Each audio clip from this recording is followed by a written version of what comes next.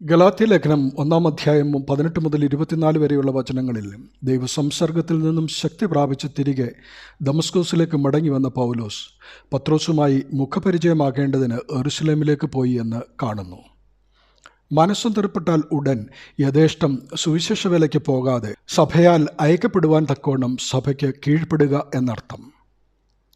ശുശ്രൂഷകർ തങ്ങളെ ഏൽപ്പിച്ച ദൗത്യം ആരംഭിക്കുന്നതിന് മുൻപ് ആത്മീയ ഗുരുക്കന്മാരെ സന്ദർശിക്കുകയും കൂട്ടായ പ്രവർത്തനത്തിന് പ്രാധാന്യം കൊടുക്കുകയും ചെയ്യണമെന്ന് ഈ ഭാഗം നമ്മെ ഓർമ്മിപ്പിക്കുന്നു. ക്രിസ്തുവിൻ്റെ ശരീരത്തിലെ അവയവങ്ങളായ വിശ്വാസികളായ നാം ഓരോരുത്തരും ആത്മീയവും ലൗകികവുമായ നമ്മുടെ കർമ്മ മേഖലകളിൽ ദൈവത്താൽ സ്ഥാപിതമായ അധികാരസ്ഥരെയും മാതാപിതാക്കളെയും കുടുംബാംഗങ്ങളെയും സഹപ്രവർത്തകരെയും വിശുദ്ധിയുടെ പാതയിൽ അംഗീകരിക്കുകയും കൂട്ടായ പ്രവർത്തനം നടത്തുകയും ചെയ്യുന്നത് ദൈവികവും വിജയത്തിന് ആവശ്യവുമാണെന്ന് വചനം ബോധ്യം തരുന്നു.